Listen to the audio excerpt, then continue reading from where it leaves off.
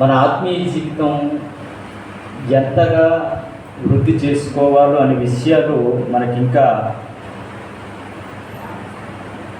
అవసరం కనుక మనం చేయవలసింది ఏంటంటే, ఇలాంటి సంగతులు ప్రతీ నెల వింటే బాగుంటుంది అంటారా, ఎప్పుడో ఒకసారి వింటే బాగుంటుంది అంటారా? అందరూ మాట్లాడాలి. ఏమంటే ప్రతీ నెల ఇలాంటి ఆధ్యాత్మికమైనటువంటి లేక మనల్ని బలపరిచే మాటలు మనం వింటే బాగుంటుంది. కాబట్టి దేవుని చిత్తం అయినట్లయితే వచ్చే నెల కూడా అదే డేట్న లేక 18, 19 ఆ 2 డేట్లలో ఏదో ఒక రోజు మళ్ళీ అలాంటి కార్యక్రమాన్ని ఏర్పాటు చేసుకుందాం. ఎంతమంది ఆసక్తిగా ఉన్నారు? ఓకే, అందరూ ఆసక్తిగానే ఉన్నారు. మీరు చేయవలసింది ఏంటో తెలుసు అండి. మీరు చేయవలసింది ఏంటి? ప్రార్థన చేయండి. మొదటిగా మనం చేయవలసింది ఏంటి? ప్రార్థన చేద్దాం. ప్రార్థన చేసి ప్రార్థనతో మనం సిద్ధపాటు కలిగి ఉంటే ఖచ్చితంగా మనము సమయానుకూలంగా ఆ సమయానికి వచ్చి చక్కని మాటలు నేర్చుకుంటూ మనం ఆత్మీయంగా బలపడడానికి అవకాశం ఉంది. కాబట్టి ఈ రోజు నుండి మొదలుకొని వచ్చే నెల ఆ కార్యక్రమం జరిగేంత వరకు మీ యొక్క అనుదినంలో ప్రార్థనలో ఎంతమంది జ్ఞాపకం చేసుకుంటారు? 1, 2, 3, 4, 5 అంటే 6. మేరీ గారు ప్రార్థన చేయరా? చేతులు ఎత్తట్లేదు. Okay, right. ఏమంటే ప్రార్థన చేయాలి. ఖచ్చితంగా మనం ప్రార్థనలో జ్ఞాపకం చేసుకోవాలి. ఎందుకు ఈ విషయాలు చెప్తున్నానంటే, ఏ కార్యక్రమం చేయాలి అన్నా సరే ప్రార్థనతో మనం ముందుకు వెళ్ళగలిగితే చక్కగా కార్యక్రమం అంతా కూడా సజావుగా దేవుడు జరిగిస్తాడు. రైట్. కొన్ని బైబిల్లో విషయాలు మనం నేర్చుకోవడానికి ప్రయత్నం చేద్దాము. ఒకటి, యేసుక్రీస్తు వారు చేసినటువంటి పరిచర్య ఎలా ఉందో బైబిల్లో మనం చూద్దాం. తర్వాత ప్రభు అయినటువంటి యేసుక్రీస్తు వారు శిష్యులతో జరిగించినటువంటి పరిచర్య ఎలా ఉందో మనం చూద్దాం. ఆ తర్వాత శిష్యులు అనేక మందికి అనేక ప్రాంతాలకు పంపించి పరిచర్య జరిగించినటువంటి విధానాన్ని మనం చూద్దాం. ఈ 3 విషయాలతో పాటు యేసుక్రీస్తు వారి దగ్గరికి వెళ్ళినటువంటి వ్యక్తి యొక్క జీవితం ఎలా ఉందో, అలాగే యేసు దగ్గరకు వచ్చినటువంటి వ్యక్తి జీవితం ఎలా ఉందో, 2 ఒకటే. ఇది ఎందుకు జ్ఞాపకం చేస్తున్నానంటే, యేసు మన దగ్గరికి వచ్చినా మనకేం లేదు, మనము యేసు దగ్గరికి వెళ్ళినా మనకేం లేదు. అంతే కదండి. అలాంటి సందర్భాన్ని కూడా ఈరోజు మనం ఒకటి ఆలోచన చేద్దాం. ఏమైనటువంటి దేవుని పిల్లారా, ఒక పరిచర్య ప్రభునటువంటి యేసుక్రీస్తు వారు ఈ భూమి మీదకి వచ్చిన తర్వాత ఆయన పర్సనల్గా ఒక వ్యక్తి దగ్గరికి వెళ్ళి పరిచర్య చేయటం అనేది ఒక మంచి సందర్భం. ఆ మాట మనం చదువుతున్నప్పుడు, ఆలోచిస్తున్నప్పుడు ఇది వ్యక్తిగత పరిచర్య. ఇదేం పరిచర్య అంటే వ్యక్తిగత పరిచర్య. ఈ వ్యక్తిగత పరిచర్య మనం చేయటం వలన నిజంగా చాలా సంతోషపడతాం మనం. మీరు ఒకసారి ఆలోచించండి, ఒక వ్యక్తికి మీరు సువార్త ప్రకటించారు అనుకోండి, మీలో ఎంత ఆనందం ఉంటుంది, ఏమండి? అలాగే మీరు ఒక కుటుంబం దగ్గరికి వెళ్ళి ఆ కుటుంబం కొరకు ప్రార్థించినప్పుడు మీరు ఎంత సంతోషపడతారు. అది అనుభవంతో మనం జరిగించినప్పుడు మనకు ఆనందం పొందుతారు. ఒక ఉదాహరణ చెప్తాను. మన రైల్వే స్టేషన్ ప్రాంతంలో మంగళపాలెంలో ఒక సహోదరుల కొరకు మనం ప్రార్థన చేస్తున్నాం. నరసింహరావు గారి గురించి మనం ప్రార్థన చేస్తున్నాం. ఇక్కడ ఉండి మనం ప్రార్థన చేస్తున్నాం. వ్యక్తి వేరే దగ్గర ఉన్నారు. అదే ప్రాంతం దగ్గరలో ఎవరు మన తేజ, శృతి ఉన్నారు. అయితే ఒకరోజు మరి శృతికి నేను ఫోన్ చేసి, అమ్మ ఆ మంగళపాలెం ప్రాంతంలో నర్సింగరావు అనే సహోదరుడు ఉన్నాడు, ఆయనకి బ్లడ్ చాలా తక్కువగా ఉంది, 4 పాయింట్స్ అలా వచ్చేసినటువంటి పరిస్థితుల్లో ఆయన హాస్పిటల్లో ఉన్నారు. కొద్ది రోజులు హాస్పిటల్లో ఉన్న తర్వాత మరి అనేక మంది ప్రార్థన ఫలితము దేవుడు చూపించినటువంటి కృపను బట్టి 7 పాయింట్స్ వరకు ఆయనగా బ్లడ్ పెరగడం అనేది జరిగింది. కాబట్టి ఆయన్ని ఇంకా బలపరచడానికి మీరు వారి ఇంటికి వెళ్ళి ప్రార్థన చేయండి అని చెప్పాను. చెప్పినప్పుడు ఏమండి తేజ, శృతి వాళ్ళ ఇంటికి వెళ్ళి ప్రార్థన చేశారు. అమ్మ వెళ్ళారు కదా, ప్రార్థన చేసి ఆయన ఎలా ఫీల్ అయ్యారు? ఏమైనా మాట్లాడారా మీతో? మాట్లాడలేకపోయారు, పడుకొని ఉన్నారు. ఆనందంగా ఫీల్ అయ్యారు. అప్పుడప్పుడు రండి అని కూడా చెప్పారు. చూడండి, మనం ఒక వ్యక్తి దగ్గరికి వెళ్ళినప్పుడు, మనం ప్రార్థించినప్పుడు, వారి యొక్క పరిస్థితులు అడిగి తెలుసుకున్నప్పుడు వారిలో ఎంత ఆనందం ఉంటుందంటే, ఎవరో మనకు తెలియనటువంటి వ్యక్తి మన ఇంటికి వచ్చారు, మన ఇంటికి వచ్చి మన కొరకు ప్రార్థన చేశారు, మన కొరకు పట్టించుకుంటున్నారు, ఏమంటే మనకు ఏదైనా అవసరమైతే సహాయం కూడా చేస్తారు. ఇలాంటి భావాలు ఉంటున్నప్పుడు వారు మరొకసారి మనల్ని ఆహ్వానిస్తారు కదండి. ఒకసారి వెళ్ళారు, పరిచయం లేనటువంటి వ్యక్తులే, కానీ మీరు మళ్ళీ వీలైనప్పుడు మళ్ళీ వచ్చి ప్రార్థన చేయండి అని చెప్పారు. అప్పుడు ఆ మాట వినగానే తేజకు కానీ శృతికి కానీ ఎంత ఆనందం ఉంటుందండి. అమ్మ మీరు ఆనందపడ్డారు కదా, మరొకసారి రమ్మని చెప్పంటే ఎలా ఉంటుంది? మనకి చాలా సంతోషం అనిపిస్తుంది. అంటే నేను ప్రార్థన చేశాను, నా ప్రార్థన ఫలితంగా దేవుడు మా ప్రార్థన విని వారిలో ఏమంటే ఒక ఆనందాన్ని నింపారు, సంతోషాన్ని నింపారు, వారు మా ఆశ్రయం కోరుకుంటున్నారు అని ఒక ఆనందం అనేది మనం పొందుతాము, అలాగే ఆ కుటుంబం కూడా పొందుతుంది. అంటే ఒక సువార్తను ప్రకటిస్తున్నప్పుడు అండి మనం భారము అనుకోకుండా మనం ఒక బాధ్యతగా వారి దగ్గరికి వెళ్తే నిజంగా వారు చాలా సంతోషపడతారు, వాళ్ళతో పాటు మనం కూడా సంతోషపడతాం. ఏమంటే ఎందుకు ఈ మాట చెప్తున్నానంటే, సంఘము అనగానే శరీరములో అవయవాలు. సంఘం అంటే శరీరంలో అవయవాలు. ఈ శరీరంలో ఎన్ని అవయవాలు ఉన్నాయండి? అనేకమైనటువంటి అవయవాలు ఉన్నాయి కదా. ఈ యొక్క ఎడమ చేతికి ప్రాబ్లం వస్తే కుడి చేయి కాముగా ఉంటుందా? ఏమంటే ఇక్కడ ఏదైనా దోమ కుట్టింది అనుకోండి, ఎడమ చేయికి దోమ కుట్టింది అనుకోండి, అది ఎడమ చేయి కుట్టింది కదా, నాకు సంబంధం లేదని చెప్పి కుడి చేయి ఊరుకుంటుందా? ఊరుకోదు. వెంటనే ఏం చేస్తుందండి? ఆ దోమను కొట్టే ప్రయత్నము చేస్తుంది కదండి. అలాగే కుడి చెయ్యికి ఏదైనా ప్రాబ్లం వచ్చింది అనుకోండి, ఈ కుడి చెయ్యి చేయవలసినటువంటి పని ఎడమ చెయ్యి చేస్తూ ఉంటుంటారు కదా. కుడి చెయ్యితో మనం అన్నం తినలేనటువంటి పరిస్థితి వచ్చింది చెయ్యికి. అప్పుడు ఎడమ చెయ్యి ఏం చేస్తుందండి? ఒక స్పూన్ తీసుకొని ఆ స్పూన్తో ఎడమ చెయ్యితో ఆహారం నోటికి అందిస్తారు. అంటే కుడి చెయ్యికి ప్రాబ్లం వస్తే ఎడమ చెయ్యి ఎలాగైతే సహకరిస్తారో, సంఘములో మనం అందరం కూడా అవయవాలుగా ఉంటున్నప్పుడు మనము కూడా ఒకరినొకరు సహకరించుకోవాలి. ఏ విషయాలు సహకరించుకోవాలి? గత వారాల్లో మరి 18, 19 తారీఖులో మీరు విన్నారో లేదో కానీ సంఘం గురించి మాట్లాడుతూ చెప్పినటువంటి మాటల్లో ఏమండి, సంఘములో ఉంటున్నటువంటి ప్రతి వ్యక్తిలో, ప్రతి కుటుంబంలో ఏదో ఒక ప్రాబ్లం అంటూ ఉంటుంది. ఏమండి, అది శారీరక సంబంధమైనటువంటి ప్రాబ్లం కానివ్వండి, ఆర్థిక పరమైనటువంటి ప్రాబ్లం కానివ్వండి, ఇంకా ఇతర ఏ సమస్యనైనా సరే రావచ్చు.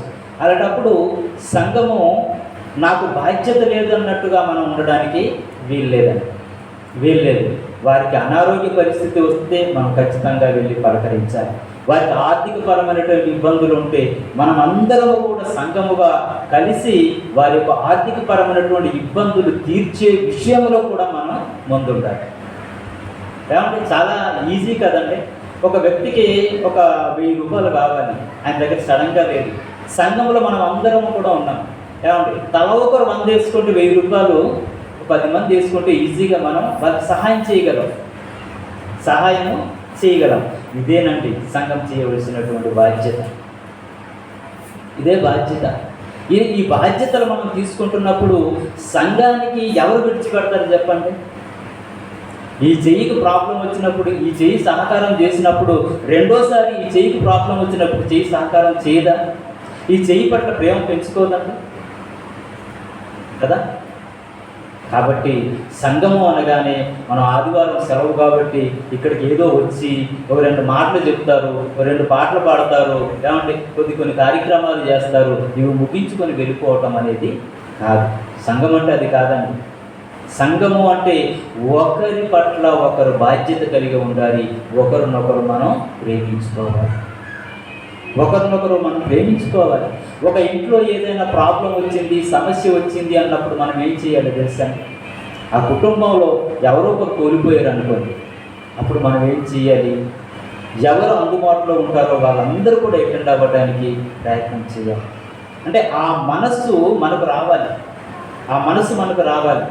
ఆ దగ్గరలో ఉంటున్నప్పుడు ఏదో ఒక్కొక్క ప్రాంతంలో ఒక్కొక్కరు ఉంటున్నారు కాబట్టి, స్టీల్ ప్లాంట్ ప్రాంతంలో కొంతమంది ఉన్నారు, అక్కడ ఎవరికైనా సమస్య వచ్చింది, అనారోగ్యంతో ఉన్నారు, హాస్పిటల్లో ఉన్నారు, ఆ దగ్గరలో ఉంటున్నటువంటి వారు ఏమంటే 2-3 కలిసి వాళ్ళ దగ్గరికి వెళ్ళటం, వారి కొరకు ప్రార్థన చేయటం, వారికి ఓదార్పుకరమైనటువంటి మాటలు చెప్పటం, వాళ్ళని బలపరచడం, ఇవన్నీ చేస్తే ఎంత బాగుంటుందండి. నిజంగా శృతికు, తేజకు నా ప్రత్యేకమైనటువంటి ధన్యవాదాలండి.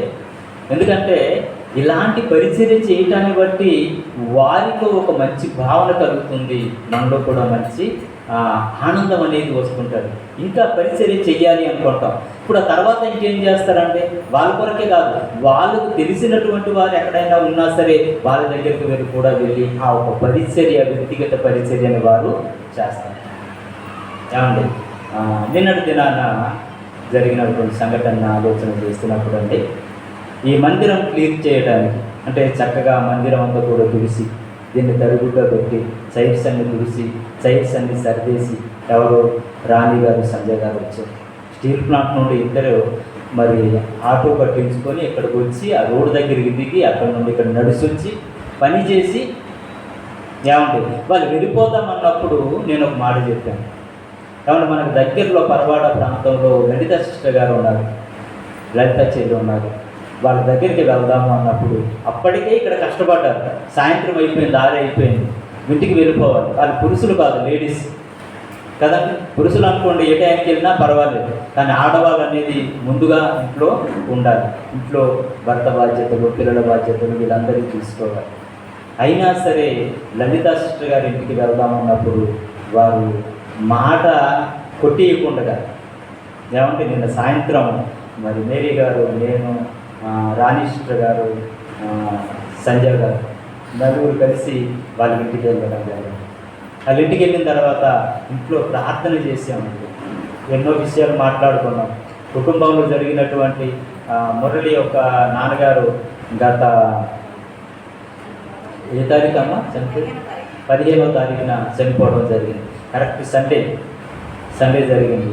అప్పుడు చెల్లి ఫోన్ చేశారు, అన్నయ్య ఇలా మాయగారు చనిపోయారు అన్నప్పుడు మా సండే మరి రావడానికి అవ్వదు, మీరు వెళ్ళండి అంటే పర్లేదని అని చెప్పేసి వాళ్ళు వెళ్ళటం జరిగింది. అక్కడ కార్యక్రమం అంతా కూడా చక్కగా జరిగించుకున్నారు, తిరిగి వచ్చేసారు. ఇప్పుడు ఆ కుటుంబానికి ఒక లోటు అంటూ ఉంటుంది కదా, ఒక బాధ అంటూ ఉంటుంది కదా. ఆ కుటుంబంలో ఏమంటే ఓదార్చే వాళ్ళు ఇక్కడ మరి ఆ గ్రామానికి సంబంధించినటువంటి ఎవరు లేరు.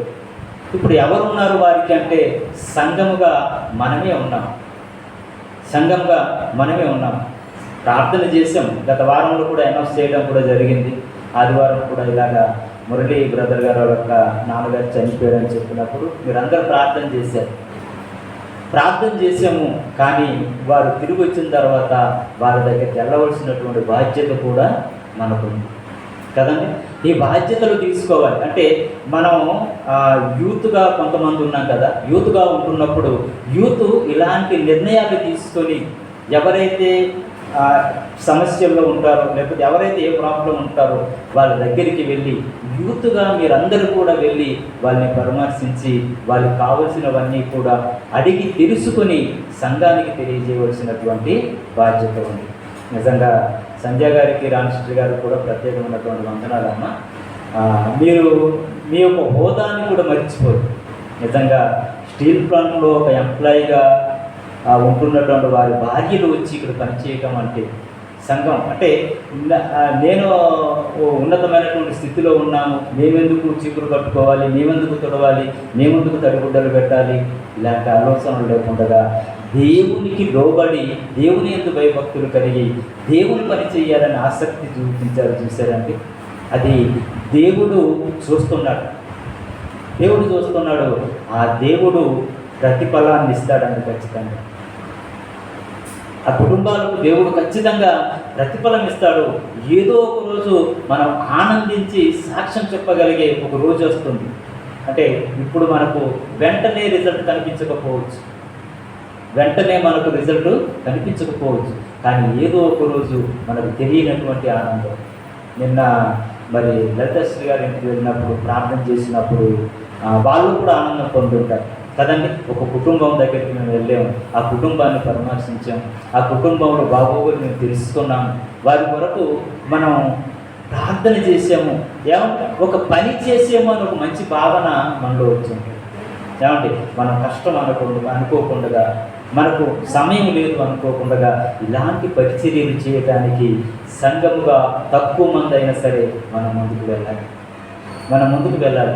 అప్పుడేనండి అనేక ఆత్మలు రక్షించబడతాయి, అనేక ఆత్మలు రక్షణలోనికి వస్తాయి. ఇది మన బాధ్యత. ఏమండి సంఘముగా ఉంటున్నటువంటి వారు మనం ఈ బాధ్యతను నెరవేర్చాలి. ప్రభువైనటువంటి యేసుక్రీస్తు వారు ఈ భూమి మీదకు వచ్చి ఒక దేవునిగా పిలువబడుతున్నటువంటి ఆయన, దైవ లక్షణాలు కలిగినటువంటి ఆయన ఎవరి దగ్గరికి వెళ్ళారో తెలుసండి? ఆయన దగ్గరికి జనాలు రాలేదు, ఈయన ప్రజల దగ్గరికి వెళ్ళారు. ఏమంటే నిజంగా ఒక దగ్గర ఒక సేవకుడు ఉన్నాడు అనుకోండి, సేవకుడు దగ్గరికి అందరూ వస్తారు, ఆయన మాటలు వినడానికి వస్తుంటారు, కానీ సేవకుడు వాళ్ళ ఇంటికి వెళ్ళటం అనేది గొప్ప బాధ్యత కదండి. వాళ్ళ దగ్గరికి వెళ్ళాలి, ఆ బాధ్యతను తీసుకోవాలి. నా దగ్గరకు వస్తే నేను మాటలు చెప్తాను అది కాదండి. అలాగనుకుంటే యేసుక్రీస్తు వారి దగ్గరికి అనేక మందిని రప్పించుకొని ఆయన సువార్త చెప్పాలి, కానీ ప్రజల దగ్గరికి వెళ్ళి సువార్తను ప్రకటించాలి. ఏమంటే యేసుక్రీస్తు వారే అలాంటి పని చేసినప్పుడు మనం ఇంకెంత పని చేయాలి ఒకసారి ఆలోచించండి. మన హోదాని మనం మర్చిపోవాలి, మన స్థితిగతుల్ని మనం మర్చిపోవాలి, ప్రజల దగ్గరికి వెళ్ళాలి, వాళ్ళ దగ్గరికి వెళ్ళి మనం సువార్తను ప్రకటించాలి. ఒక మాట చూద్దామా? లూకా సువార్త 8వ అధ్యాయం, లూకా సువార్త 8వ అధ్యాయం మొదటి వచనాన్ని ఒకసారి చదువుదాం. వెంటనే ఆయన దేవుని రాజ్య సువార్తను తెలుపుచు ప్రకటించుచు ప్రతి పట్టణములోను ప్రతి గ్రామములోను సంచారము చేయుచుండగా, యేసుక్రీస్తు వారు ఏంటంటే ఎక్కడికి వెళ్తున్నారట? ప్రతి పట్టణములోనికి ప్రభు వెళ్తున్నాడు, ప్రతి గ్రామములోనికి వెళ్తూ సంచారం చేస్తున్నారు. అంటే ఏమంటే ప్రజల దగ్గరికి ఆయన వెళ్తున్నారు. ప్రజలు ఆయన దగ్గరికి రావడం కాదు, ప్రజల దగ్గరికి ఎవరు వెళ్తున్నారు? యేసుక్రీస్తు వారు వెళ్తున్నారు, వాళ్ళ దగ్గరికి వెళ్తున్నారు. వాళ్ళ దగ్గరికి వెళ్ళినప్పుడు అంటే నిజంగా వాళ్ళు ఆ మహానుభావుడు చెప్పే మాటలు వింటున్నప్పుడు, ఆ మహానుభావుడు వాళ్ళని దర్శించినప్పుడు, ఆ మహానుభావుడు వాళ్ళకి చేస్తున్నటువంటి స్వస్థతలను బట్టి వాళ్ళు ఎంత ఆనందపడతారండి. ఒక ఉన్నతమైనటువంటి స్థితి కలిగినటువంటి వ్యక్తి మన ఇంటికి వస్తే మనం ఎంత ఆనందపడతాం, అవునా కాదా? చాలా సంతోషపడతాం కదండి. ఒక ఉన్నతమైనటువంటి స్థితి, ఒక గొప్ప పదవిలో ఉంటున్నటువంటి వ్యక్తి మన ఇంటికి వస్తే మనం ఎంత ఆనందపడతాం. ప్రజల దగ్గరికి యేసుక్రీస్తు వారు వెళ్ళారండి. ప్రభువైనటువంటి యేసుక్రీస్తు వారు ప్రతి గ్రామం దగ్గరికి ఆయన వెళ్తున్నారు అంటే ఒకసారి ఆలోచన చేయండి. దీన్ని ఏమండి పర్సనల్ మినిస్ట్రీ అంటారు.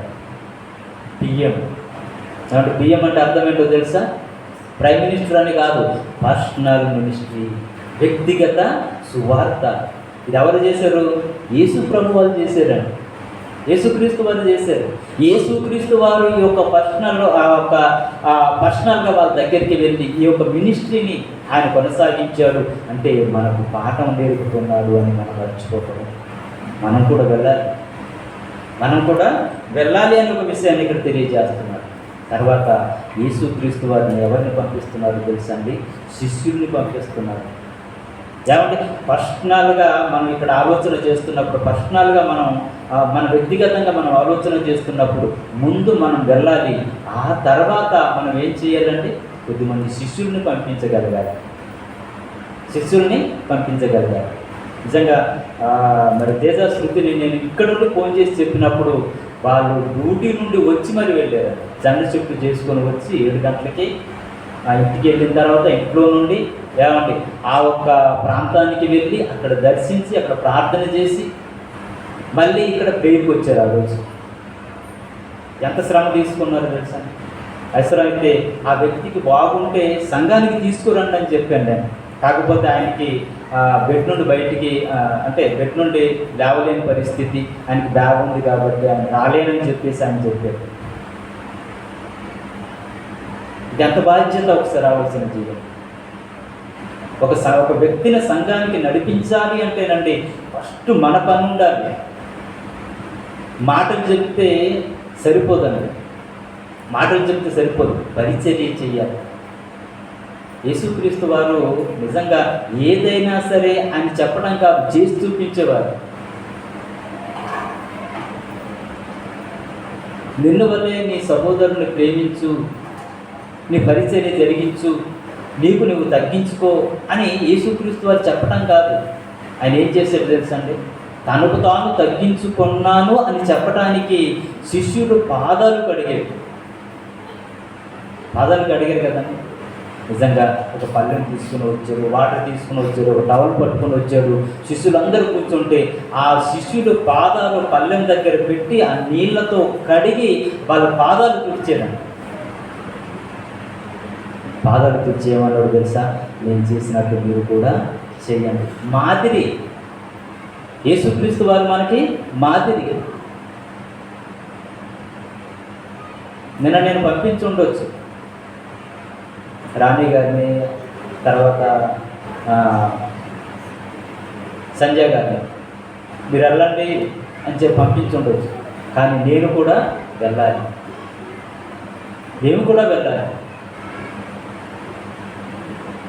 ఆ ఒక బాధ్యతలు మనం తీసుకోవాలండి, భారం అనుకోకుండా. యూత్గా మనం ఉంటున్నప్పుడు ఇలాంటి బాధ్యతలు తీసుకోకుండా ఏదో పని చేస్తున్నాం, వేరే పని చేస్తున్నాం అని కాదు. యూత్ అంటే ఎంత అలర్ట్గా ఉండాలండి, ఇలాంటి వాటి విషయంలో ముందు ఉండాలి.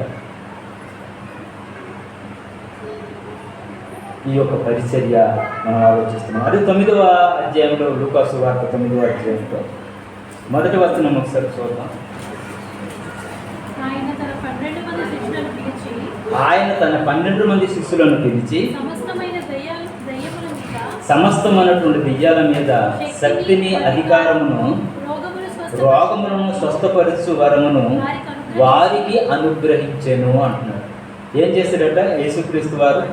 ఆయన తన 12 మంది శిష్యులను పిలిచి మనుషులను స్వస్థపరచుటకు సమస్తమైనటువంటి దెయ్యముల మీద వారికి అధికారం ఇచ్చి, అంటే మనుషులను స్వస్థపరచుటకు వాళ్ళ దగ్గరికి ఈయన్ని పంపించారు. మొదటగా ఈయన వెళ్ళారు, మొదటగా యేసుక్రీస్తు వారు వెళ్ళారు. తర్వాత శిష్యులను పిలిచి వాళ్ళ దగ్గరికి పంపిస్తున్నారు.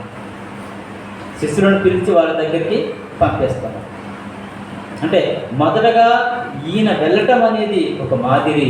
ఈయన చూసిన తర్వాత మీరు వెళ్ళండి అని వారికి అధికారం ఇచ్చి పంపించటం రెండవది. మూడవది మనం చూస్తున్నప్పుడు అండి 10వ అధ్యాయంలో మనం చూడగలిగితే, అటు తర్వాత ప్రభువు 70 మంది ఇతరులను నియమించి తాను వెళ్ళబోవు ప్రతి ఊరికి, ప్రతి చోటికి తనకంటే ముందుగా ఇద్దరిద్దరుగా వారిని పంపించారు. అంటే ప్రతి గ్రామములోనికి వారిని పంపిస్తున్నాడట. దీన్ని ఏఎం అంటారు, అంటే ఏరియా మినిస్ట్రీ. ఏరియా అంటే ప్రతి ప్రాంతానికి, ఏ ప్రాంతానికి వెళ్ళాలో ఆ ప్రాంతానికి ముందుగా పంపిస్తున్నారు. Area ministry. శిష్యులను పంపించే మినిస్ట్రీ గురించి మనం ఆలోచన చేస్తున్నప్పుడు అండి, క్రిస్టియన్ మినిస్ట్రీ, సిఎం, లేక సంఘ పరిచర్య. ఈ విధంగా సంఘం ఒక బాధ్యత తీసుకొని ముందుకు వెళ్ళగలగాలి. ప్రభు అయినటువంటి యేసుక్రీస్తు వారు నేర్పించినటువంటి మాటల ప్రకారంగా మనం ముందుకు వెళ్ళగలిగితే నిజంగా అనేక ఆత్మలు మనం దేవునిలో నడిపించడానికి అవకాశం ఉంటుంది. కనుక ప్రేమైనటువంటి దేవుని పిల్లరా, ఒక మంచి సందర్భాన్ని ఈ సమయంలో మనం ఆలోచన చేయడానికి ప్రయత్నించాలి. ఇందాక మనం ఆలోచన చేసాం కదండి, యేసుక్రీస్తు వారి దగ్గరికి ఎవరైనా వచ్చినా వారికే లాభం, అలాగే యేసుక్రీస్తు వారు వారి దగ్గరికి వెళ్ళినా వారికే లాభం. అంతే కదండి, రెండు కూడా మనకే ప్లస్. ఒక వ్యక్తి గురించి మనం ఆలోచన చేద్దాం. మార్కు సువార్త ఒకసారి చూద్దాం. మార్కు సువార్త 5వ అధ్యాయం. మార్కు సువార్త 5వ అధ్యాయం మొదటి వచనం నుండి మనం సందర్భాన్ని ఎలా ఆలోచించుకుంటూ వెళ్దాం. వారు ఆ సముద్రమునకు అద్దరినున్న గెరాసనుల దేశమునకు వచ్చింది. ఆయన దోణి దిగగానే అపవిత్ర ఆత్మ పట్టిన వాడొకడు సమాధుల్లో నుండి వచ్చి ఆయనకి ఎదురుపడెను. వాడు సమాధుల్లో వాసము చేయువాడు, సంఖ్యలనైనను ఎవడను వారిని బంధింపలేకపోయాను.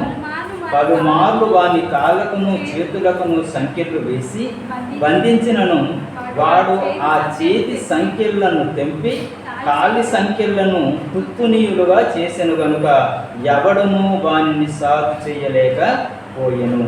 వాడు ఎల్లప్పుడూ రాత్రింబగళ్ళు సమాధిలోను కొండల్లోనూ కేకలు వేయించు తన్ను తాను రాళ్లతో గాయపరుచుకుంటున్నాడు. ఒక వ్యక్తి ఉన్నాడండి. ఆ వ్యక్తికి ఏం పట్టిందట? దెయ్యం పట్టింది. ఆ వ్యక్తికి ఏం పట్టిందండి? దెయ్యం పట్టింది. అంటే ఈ యొక్క అపవిత్రాత్మ పట్టినటువంటి వారి యొక్క పరిస్థితి ఎలా ఉంటారో, పవిత్ర ఆత్మలుగా ఉంటున్నటువంటి వారి పరిస్థితులు ఎలా ఉంటాయో మనం అర్థం చేసుకోవాలి. ఏమంటే అపవిత్రాత్మ పట్టినటువంటి వాడు ఎక్కడ ఉంటాడు? ఎక్కడ ఉంటున్నాడట? సమాధుల్లో ఉంటున్నాడట. ఏమంటే అపవిత్రాత్మ అదొక దుష్టాత్మ. అలాంటి ఆత్మ మనలో కానీ వస్తే ఎక్కడ ఉండడానికి ఇష్టపడతారు? ప్రజల మధ్య ఉండడానికి ఇష్టపడరు.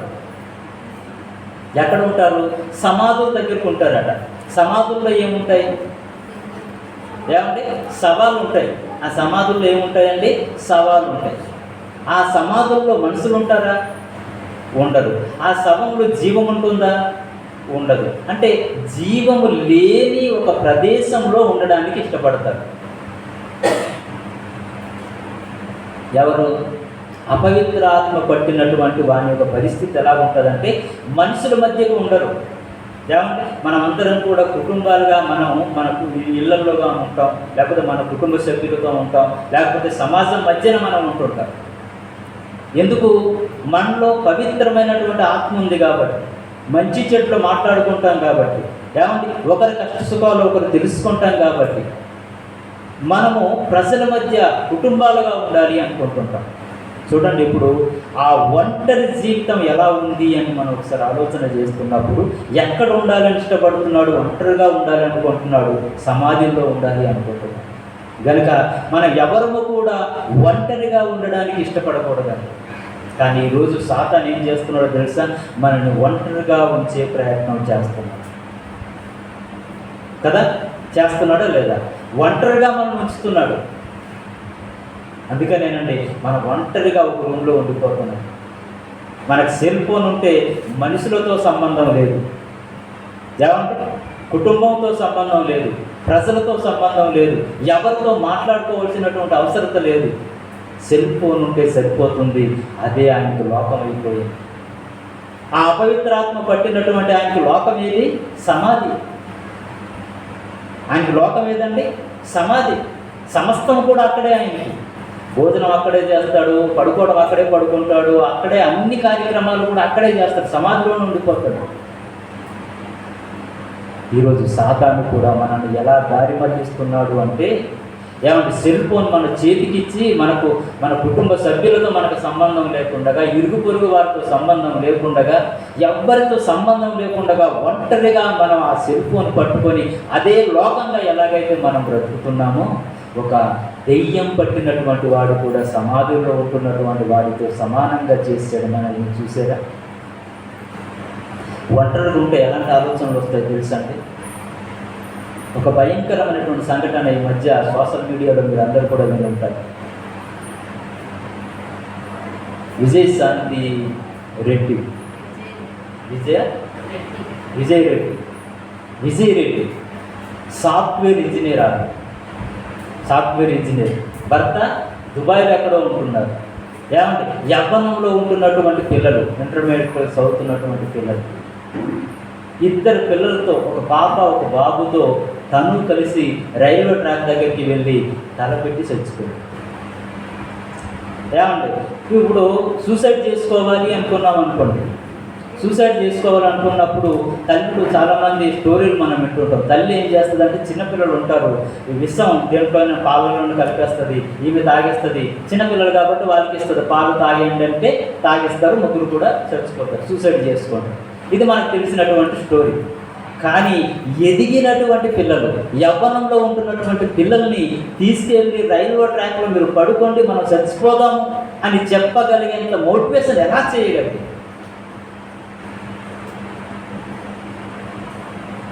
చిన్నపిల్లలు అనుకోండి, ఏదో వాళ్ళకి ఇలా పడుకోండి ట్రైన్ వస్తుంది అని చెప్తే వాళ్ళకి తెలియదు కాబట్టి అనుకుంటారు. కానీ ట్రైన్ గురించి మొత్తం తెలుసు. ట్రైన్ వస్తే మనం మన మీదకి ఎక్కితే మనం చచ్చిపోతామని తెలుసు. ఆ తల్లి ఏ మాటలు చెప్పినా సరే మనం ఎందుకమ్మా చచ్చిపోవాలని అడగాలని జ్ఞానం తెలుసు.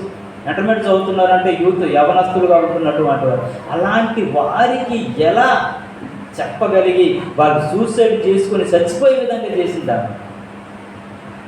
ఒంటరి జీవితం, ఒంటరిగా ఆలోచించటం, ఎవరితో మాట్లాడకుండా ఉండటం, ఒంటరిగా వారి ఆలోచనల్లో ఇలాంటి తప్పుడు ఆలోచనలు తీసుకునే విధంగా సాతాను ప్రేరేపిస్తుంటారు. అందుకే మనం ఎలా ఉండాలో తెలుసా? సంఘముగా ఉండాలి, సంఘంలో బాధ్యతలు కలిగి ఉండాలి, సంఘంలో ఒకరి పట్ల ఒకరు మరి బాధ్యతల్లో పాలు పంచుకుంటుంటున్న వారిగా ఉంటుండాలి. అందుకే ఎవరికి ఏ సమస్య వచ్చినా సరే మీరు సంఘంతో పంచుకోండి, ఒంటరిగా ఉండొద్దు. అపవిత్రాత్మ పట్టినోడు ఎక్కడ ఉంటున్నాడు ఒంటరిగా? ఏమంటే సమాధుల దగ్గర ఉంటున్నాడు. సమాధి దగ్గర ఉంటూ వాడు చేసుకుంటున్నటువంటి పని ఏంటో తెలుసా అంటే, ఈ యొక్క దేహానికి చిన్న గాయం తగిలితేనే అమ్మో అని మనం భయపడతాం, బాధపడతాం, నొప్పికి భరించలేము, వెంటనే హాస్పిటల్కి వెళ్తాం, మందులు రాసుకుంటాం, ఏదో ఒకటి చేసుకుంటాం. కానీ తన శరీరాన్ని తనే గాయం చేసుకుంటున్నాడు. పవిత్రాత్మ పట్టినటువంటి ఏం చేసుకుంటాడంటే, తన శరీరాన్ని తనే గాయం చేసుకుంటున్నాడు. ఆయన గాయం చేసుకోవడమే కాదు, ఎవరు కనబడితే వాళ్ళ మీదకి వెళ్ళిపోయి వాళ్ళని కూడా గాయపరుస్తున్నారు. ఆ యొక్క కనిపిస్తున్నటువంటి వ్యక్తులు తల్లిదండ్రుల, లేకపోతే అన్నదమ్ముల, చిన్నవాళ్ళ, పెద్దవాళ్ళ, ముసలి వాళ్ళ, ఇలాంటివి ఏమీ ఆలోచించట్లేదు. అయ్యో నేను కొడితే ఆయనకి రక్తం వస్తుంది, దెబ్బ తగులుతుంది, నొప్పి పడుతుంది, ఇబ్బంది పడతాడు అనే ఆలోచన ఏం లేదు. ఎవరిని పడితే ఆయన గాయపరుస్తున్నాడు, తనకు తాను గాయపరుచుకుంటున్నాడు. అప్పుడు ఆ గ్రామస్తుల్లో ఉంటున్నటువంటి వారు ఏం చేస్తున్నారండి, సంఖ్యలు తీసుకొని వాళ్ళని కాళ్ళకు చేతులకి మరి కట్టేస్తున్నారు, సంఖ్యలతో బిగించేస్తున్నారు. అయినా సరే ఆ సంఖ్యలను విడిపించేసుకుంటున్నాడు. ఎంత బలం చూసారు! సంఖ్యలను ఏం చేస్తున్నాడట, తుత్తునీయులుగా ఆయన మరి విడగొట్టుకునే విధంగా దాన్ని చేసేసుకుంటున్నాడు. ఎవరిలో జరుగుతుంది పరిస్థితి అంటే, ఎవరిలోనైతే అపవిత్ర ఆత్మ వస్తుందో వారు ఇలాంటి పరిస్థితుల్లో ఉంటాడు. మనుషుల్లో ఉండడు, సమాధుల్లో ఉంటాడు. మనం తినే ఆహారం తినడు, మనం పడుకునే చక్కని బెడ్ మీద పడుకోడు, ఆ బూడిదలో పడుకోవాలనుకుంటాడు, రోడ్డు మీద పడుకోవాలనుకుంటాడు, శుభ్రమైనటువంటి ఆహారం తినాలనుకోడు, చెదారం తినాలనుకుంటుంటాడు. ఎవరు వారిని అలా మార్చేస్తుంది? దెయ్యం. ఈరోజు ప్రపంచంలో అనేక మందికి దెయ్యం పట్టింది అంటే, అది దెయ్యం పట్టింది అనే సంగతి చాలామందికి తెలియకుండా బ్రతుకుతున్నారు. తెలియకుండా బ్రతుకుతున్నారు. అలాంటి భయంకరమైనటువంటి పరిస్థితుల్లో ఉన్నటువంటి వ్యక్తి ఒక ఆయన దగ్గరికి వచ్చి ఏం మాట్లాడుతున్నాడో ఒకసారి మనం చూద్దాం. కింద వచనాలు మనం చదువుతాం. మార్కు సువార్త 5వ అధ్యాయం 6వ వచనం నుండి మనం ఒకసారి చూద్దాం.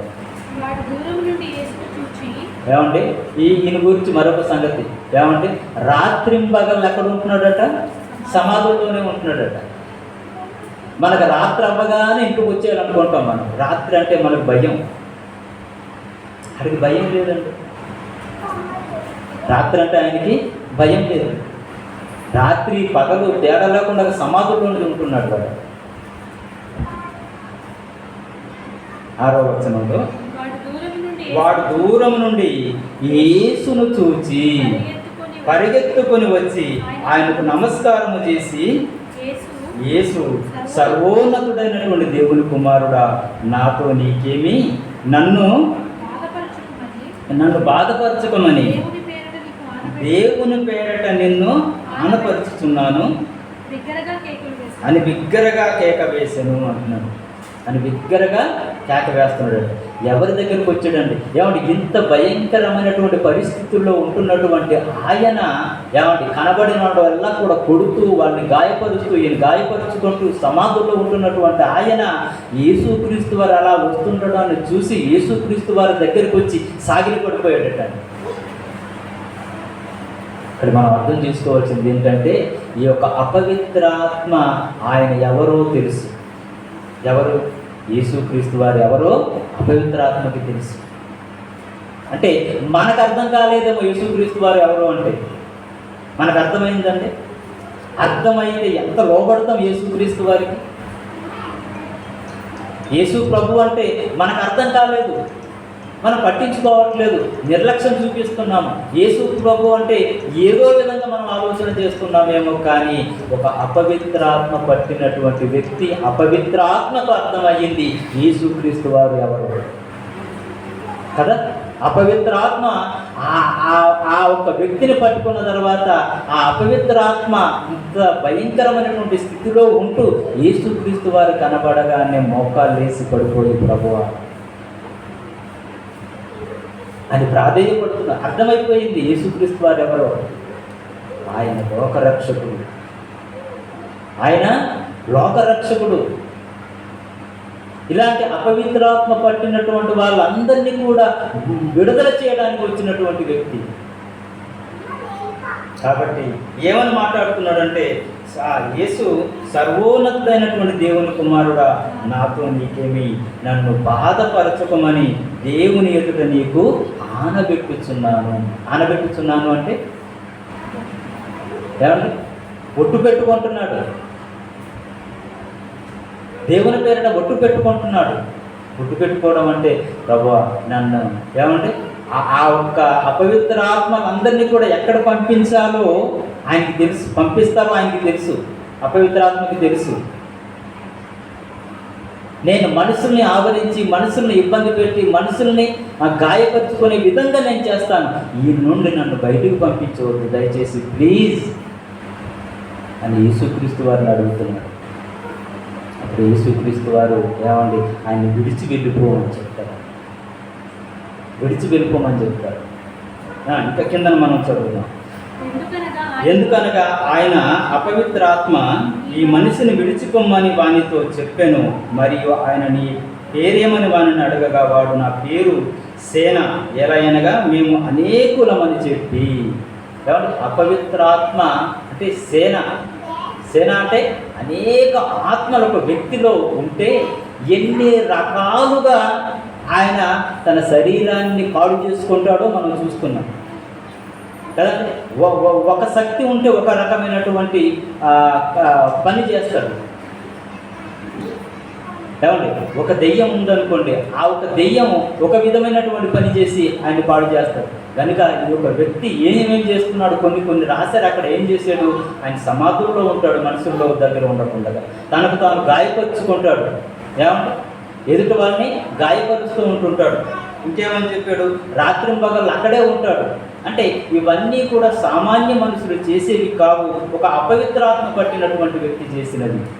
ఏమంటే ఇంచుమించుగా ఏమంటే అనేక దెయ్యాలు వాళ్ళు ఉండేవి. కాబట్టి ఇన్ని కార్యక్రమాలు ఇక్కడ రాయబడిన కొన్ని, కానీ ఎన్ని చేస్తుండేవాడు, ఏమేం పనులు చేస్తుండేవాడు. ఆయన విడిచిపోమ్మని చెప్పిన తర్వాత ఏమండి తర్వాత ఏం జరుగుతుందంటే సేన అని చెప్తూ ఉంటాడు. ఇంచుమించుగా ఆ ఒక దెయ్యాలన్నీ కూడా ఆయనలో ఉన్నాయి. ఈ దెయ్యాలన్నింటినీ కూడా ఇదిగో పందులు వేస్తున్నటువంటి పందులు ఆ గుంపులోనికి మమ్మల్ని పంపించేయని యేసుక్రీస్తు వారిని అడుగుతుంది. అంటే ఆ శక్తి సామర్థ్యాలు ఎవరికి ఉన్నాయంటే యేసుక్రీస్తు వారికి ఒక్కరికే ఉన్నాయి. ఆయన చెప్పినటువంటి మాటకు దెయ్యం లోబడి ఆ పందుల దగ్గరికి వెళ్ళిన తర్వాత ఇన్ని దెయ్యాలు, ఇంచుమించుకో 2000 దెయ్యాలు ఆయనలో ఆవహించి ఉన్నప్పుడు ఆ దెయ్యాలన్నీ కూడా పందుల దగ్గరికి వెళ్ళిన తర్వాత ఆ పందులన్నీ కూడా ఏమైపోయాయి తెలుసా అండి? చనిపోయాయి. అంటే ఆ దెయ్యం ప్రభావానికి మనిషి తట్టుకోగలిగాడు, కానీ పందులు తట్టుకోలేక చనిపోయాయి. ఆ విషయాల కింద చెప్తాడు. ఇంకా చదువుకుంటూ వెళ్దాం చూడండి 10వ వచనం. సేన ఎలా అనగా మేము అనేకులమని చెప్పి తమ్ము ఆ దేశంలో తోలివేయవద్దని ఆయనను మిగుల బతిమాలుకొనెను.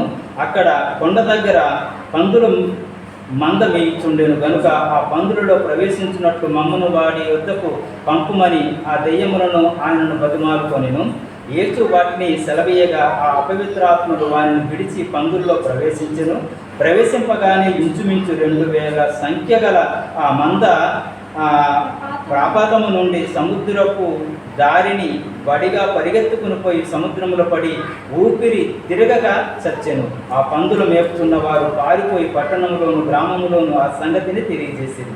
జనులు జరిగినది చూడవెళ్ళి యేసునొద్దకు వచ్చి సేన అను దెయ్యములు పట్టినవాడు బట్టలు ధరించుకొని స్వస్థ చిత్తుడై కూర్చుండు చూచి భయపడి. దెయ్యం పట్టినప్పుడు ఆయన పరిస్థితి ఏముందండి? ఒంట్లో బట్టలు కూడా ఉండేది కాదు. కానీ ఎప్పుడైతే దెయ్యం విడిచిపోయిందో అప్పుడు ఏం చేశాడట? చక్కగా బట్టలు వేసుకొని యేసు పాదాల దగ్గర కూర్చొని ఉన్నాడట. వాళ్ళు వచ్చినటువంటి జనాలందరూ కూడా చూస్తున్నారు, ఈయనకి దెయ్యం పట్టింది కదా, సంఖ్యలతో బంధింపబడినటువంటి వాడు కదా, ఈయనేంటి ఇంత చక్కగా ఇంత నెమ్మదిగా ఎవరిని గాయపరచకుండా ఆయన ఎదురుగా ఉంటున్నటువంటి యేసుక్రీస్తు వారిని ఏమీ అనకుండగా ఏంటి ఇంత మౌనంగా కూర్చున్నాడు, ఏంటి చక్కగా బట్టలు వేసుకున్నాడు, ఏంటంటే ఆశ్చర్యపోతున్నాడు కదండి. ఒక పిచ్చోడిని చూసినప్పుడు మనకు ఎలా ఉంటుంది? ఆయన దగ్గరికి వెళ్ళడానికి మనం భయపడతాం. ఆయన చేతిలో రాయి లేకపోయినా ఆయన ఇలాగంటే మనం భయపడిపోతాం, ఏదో మనం కొడతాడేమో అని చెప్పేసి. అలాంటి వ్యక్తి సడన్గా మారిపోయి చక్కగా బట్టలు వేసుకొని ఒక వ్యక్తి దగ్గర కూర్చొని ఉన్నప్పుడు మనకి ఆశ్చర్యం అనిపిస్తుంది కదా, ఆశ్చర్యం అనిపిస్తుంది కదండి. ఇక్కడ దెయ్యం పట్టినటువంటి వ్యక్తి కూడా యేసు దగ్గరికి వచ్చిన తర్వాత దెయ్యం విడిచిపోయిన తర్వాత ఆయన పరిస్థితి ఏంటో తెలుసండి? మార్పు జరిగింది కదా, మార్పు జరిగింది. ఇప్పుడు చక్కగా బట్టలు వేసుకున్నాడు, శుభ్రంగా ఉన్నాడు, చక్కగా బట్టలు వేసుకొని నీట్గా ఉన్నాడు. యేసు దగ్గర కూర్చొని చక్కగా ఆయన మాటలు చెప్తున్నాడు, ఆయనకు లోబడుతున్నాడు. అందుకే ఇందాక మనం ఏమనుకున్నాం? యేసు ఒక వ్యక్తి దగ్గరికి వెళ్ళినా ఆయనకే లాభము, యేసు దగ్గరికి మనం వెళ్ళినా మనకే లాభం. అందుకని యేసు దగ్గరికి రండి అంటే దేవుని దగ్గరికి రండి అంటున్నాం. ఈ యొక్క దినం ఎవరిది తెలుసండి? ఈ దినం ఎవరిది? ప్రభువు దినం. ప్రభువు దినం ఆదివారం అనగానే ప్రభువు దినం. ఈ ప్రభువు దినము ప్రభువు దినం అని మనం చెప్తున్నాం, కానీ ప్రభువుకి ఇస్తున్నామా ఈ దినాన్ని? ఏమంటే చాలామంది ప్రభు దినం ప్రభువుకి ఇవ్వకుండా దొంగలిస్తున్నాం మనం. ప్రభు యొక్క దినం ఎవరికి ఇవ్వాలి మనం? ఏమండి నాది కాంది నా దగ్గర ఉంచుకుంటానండి, అది నీది నా దగ్గర ఉంచుకున్నానంటే నేను ఎవరినో తెలుసా? దొంగ, మోసగాన్ని, అబద్ధికుడిని, వేషధారిని. ఇది ప్రభువు దినం. ప్రభువు దినం ఎవరికి ఇవ్వాలో తెలుసండి? ప్రభువుకి ఇవ్వాలి. నిజంగా పాత నిబంధనలో ఇచ్చినటువంటి చట్ట ప్రకారంగా మనం ఆలోచన చేస్తున్నప్పుడు అండి, ఆ ఒక్క దినం కానీ నీవు ఏ పని చేసుకోకూడదు, ఏ పని చేసుకున్నా నిన్ను రాళ్లతో కొట్టి చంపాలి అనే ఒక ఆజ్ఞ ఉంది తెలుసా? అదే ఆజ్ఞ కానీ మనకి ఇంప్లిమెంట్ చేస్తుండి ఇప్పటికి మీరు అది పాటించండి అంటే మనం ఒక్కరు కూడా దేవుని సన్నిధికి వచ్చేవారని కాదండి. దేవుణ్ణి ఆరాధించుకునే అవకాశం మనకు ఉండేది కాదు. కొంత దూరం మట్టుకే నడవాలి. నువ్వు పుర్రలు ఏరుకోవడానికి వెళ్ళడానికి కూడా కొంత దూరం మట్టుకు వెళ్ళాలి. వంట చేసుకోకూడదు, ఏ పని చేసుకోకూడదు, దేవుని సన్నిధిలో గడపాలి. ఎందుకు అంటే అది ప్రభువు దినం. కానీ ఈరోజు మనకు దేవుడు అవకాశం ఇచ్చాడు. అన్ని పనులు చేసుకో, నా దినాన్ని నాకు ఇవ్వు, కొంత సమయాన్ని ఇవ్వమని అడుగుతున్నాడు.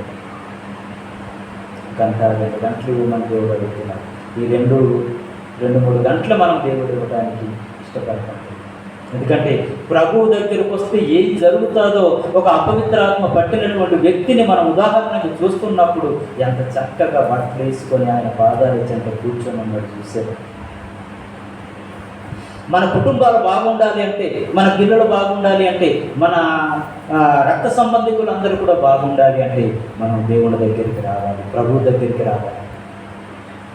ఏమండి, మిగతా విశ్వాసాలు చూడండి, మీరు పండగ చేసుకోండి, తాగండి, ఏ తప్పైనా చేయండి పర్వాలేదు అన్నట్టుగా ఉంటుంటుంది. వారి జీవితాలు చూస్తున్నారు. గుడి దగ్గర దండ పెట్టడానికి వెళ్తాడు, ఇలా ఊగుతుంటాడు. అంటే ఏమైపోయి ఉన్నాడు? తాగేస్తున్నాడు. నోటి నిండా కైనీ ఉంటుంటుంది. అక్కడికి వెళ్ళి దేవుడా ప్రార్థిస్తూ ఉంటాడు. పవిత్రత ఏమైనా ఉందంటారా? ఆ భయం నేర్పించేదే ప్రభు సన్నిధానం. ఏదైనా చేయొచ్చు, ఏమంటే దేవుని దగ్గరికి వెళ్ళిపోయి చేయవచ్చు అన్నప్పుడు ఎక్కడ మన పవిత్రతను చూసుకుంటాం? గుడుల్లో లవర్స్ ఉంటారు, గుడుల్లో హత్యలు జరుగుతున్నాయి, గుడుల్లో వ్యభిచారం కూడా జరుగుతుంది. భయంకరమైన పరిస్థితి కదండి.